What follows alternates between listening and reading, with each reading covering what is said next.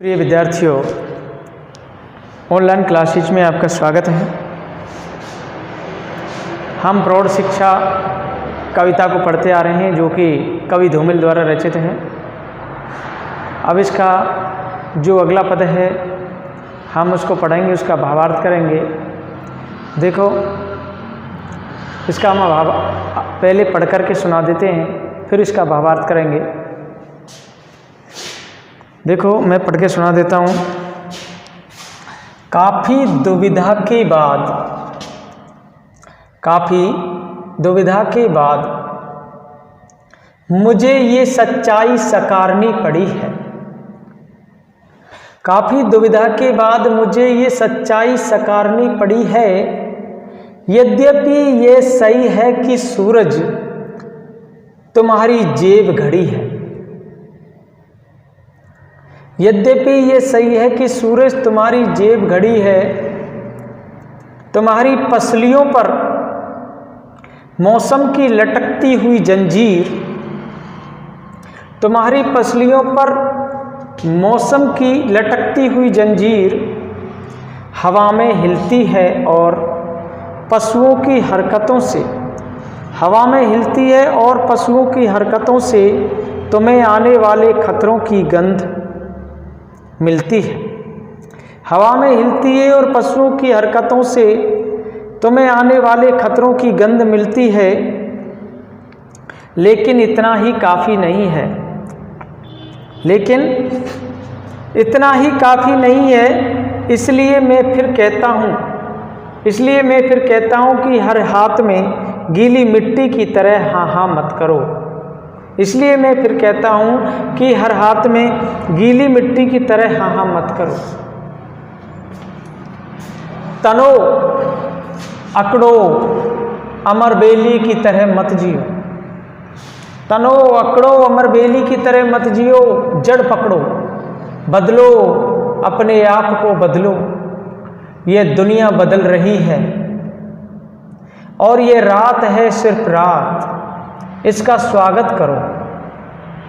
ये तुम्हें शब्दों के नए परिचय की ओर लेकर चल रही है। ये तुम्हें शब्दों के नए परिचय की ओर लेकर चल रही है। देखो, ये कविता है प्रौढ़ शिक्षा से संबंधित ये कविता है। तो ये कवि धूमिल की प्रौढ़ शिक्षा कविता, आपको पता है, प्रौढ़ शिक्षा कविता से ली गई है। इस अंश में कवि ने निरक्षर मजदूर कृषक के विषय में निष्कर्ष निकाले हैं और उन्होंने बताया है कि व्यक्ति को अपनी जड़ पकड़नी चाहिए, अमर बेल की तरह नहीं बनना चाहिए, परोपजीवी बने रहने का प्रयास नहीं करना चाहिए, क्योंकि दूसरे पर जीवित रहना अच्छी बात नहीं है। क्योंकि स्वयं स्वावलंबी बनो, अपने पैरों पर खड़े हो, परजीवी मत बनो।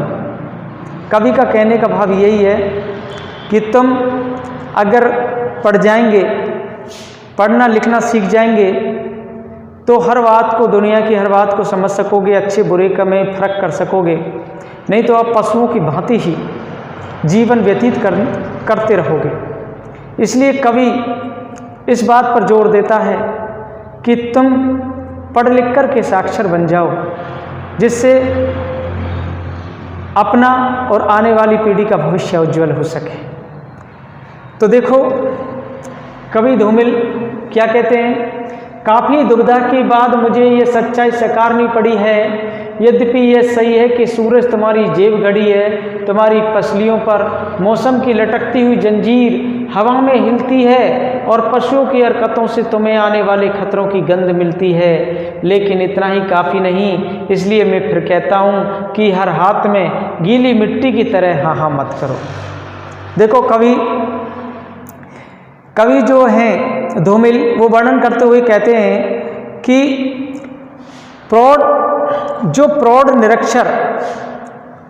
प्रौढ़ भाई हैं, निरक्षर हैं, उनसे कवि कहता है कि हे मित्रों, हे मेरे प्रियवरों, तुम प्रकृति की गोद में पलते रहे। कवि कहते हैं कि तुम प्रकृति की गोद में पलते रहे, निरक्षर बने रहने पर हम तुम सूर्य को अपनी जेब घड़ी मानते रहे। निरक्षर बने रह करके तुम सूर्य को ही अपनी जेब घड़ी मानते रहे। हवा के चलने से ही तुम मौसम परिवर्तन की जानकारी करते रहे। कवि कहते हैं कि हवा के चलने से तुम मौसम परिवर्तन की जानकारी करते रहे और पशुओं के साथ रह करके अपना जीवन खुशहाल मानते हुए तुम पशुओं की हरकतों से अनुमान लगा करके आने वाले मौसम के खतरों को भांपते रहे। पशुओं की हरकतों के आधार पर ही आने वाले मौसम की जानकारी लेते रहे। लेकिन खुशहाल जिंदगी जीने के लिए इतना ही पर्याप्त नहीं है। खुशहाल जिंदगी जीने के लिए इतना पर्याप्त नहीं है। मैं तुम्हारे साथ बड़ी चालाकी भरा षड्यंत्र रच रहा हूं। मैं तुम्हारे साथ बड़ा चालाकी भरा षड्यंत्र रचा है। कवि कहते हैं कि तुम्हारे साथ में जो चालाकी भरा जो षड्यंत्र रचा है, यद्यपि तुम हवा में झूलती हुई मौसम की जंजीर के हिलने से,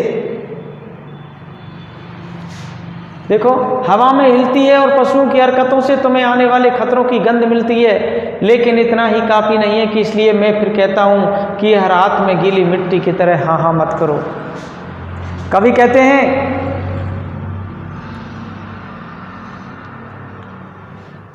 हैं कि हवा में हिलती हुई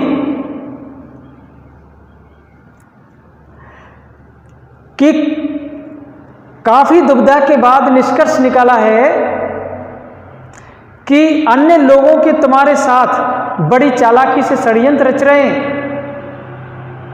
और हवा में झूलती मौसम की जंजीर के हिलने डुलने से अपनी पसलियों पर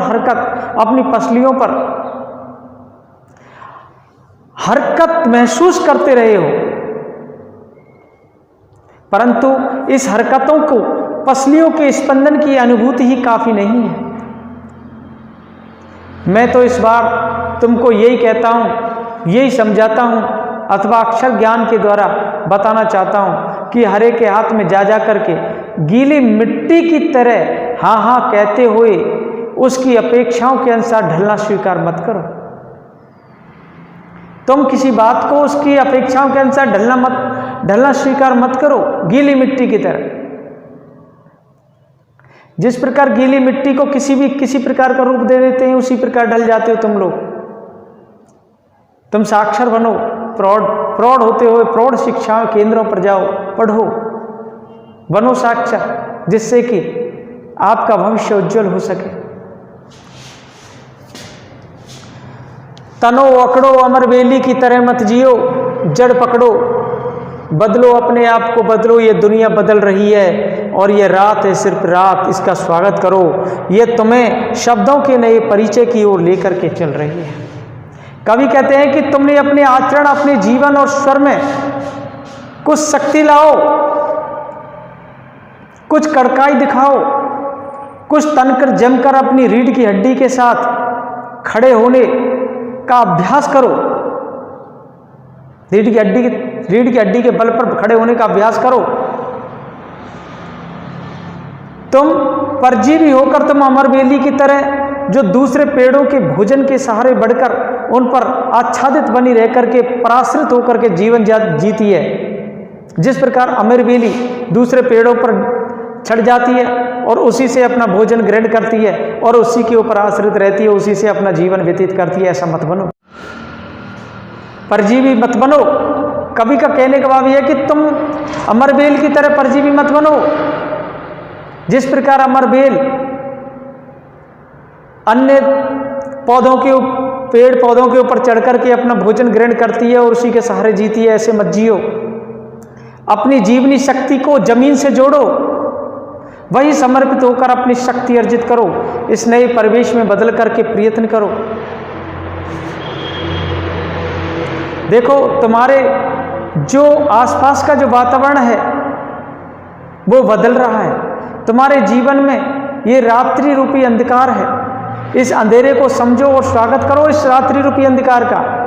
तुम्हारे जीवन में ये रात अंधकार है, इस अंधेरे को समझो, स्वागत करो। इस रात का अनुभव ही तुम्हें शब्दों के नए परिचय से जोड़ेगा। ये जो रात का अनुभव है, ये रात जब प्रभात में बदलेगी,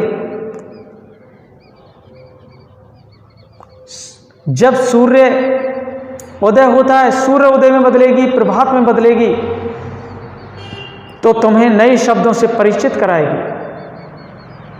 इसके लिए तुम्हें रात के अंधेरे में ही अपनी मानसिकता बदलने का प्रयास करना चाहिए, तभी तुम एक नए अक्षर ज्ञान से परिचित हो सकोगे। तुम रात के अंधेरे में ही ये अक्षर ज्ञान सीखो और नए ज्ञान से परिचित हो जाओ। तो कवि का कहने का भाव यह है कि तुम इस निरक्षरता से निकलो और निकल करके साक्षर बनो, देश का भविष्य बनो, उज्जवल भविष्य बनो, जिससे कि तुम्हारी आने वाली पीढ़ी भी उज्जवल बन सके। देखो इसमें क्या है, इसमें जो व्यक्ति होता है समाज में, वो व्यक्ति समाज में आत्मोत्थान करता है, आत्मविश्वास स्वाभिमान से जी सकता है। अमर बेल होती है, जिस पेड़ के सारे फैलती है उसकी सारी शक्ति को छीन लेती है, परंतु वह परजीवी होने से ज़्यादा दिन जीवित नहीं रह पाती है। इसी प्रकार जो भ्रष्ट लोग हैं, स्वार्थी लोग हैं, उनके आश्रय में रह करके तुम जीवन व्यतीत मत करो।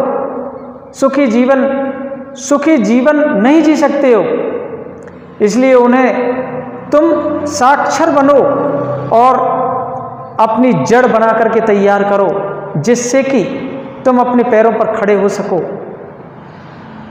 स्वावलंबी बन सको और अपने अच्छे और बुरे को भी समझ सको। इसलिए कवि स्वावलंबी बनने के लिए, अपने पैरों पर खड़े होने के लिए उन लोगों के लिए कहता है जो दूसरों पर जीवित रहते हैं, दूसरों के सहारे चलते रहते हैं। धन्यवाद।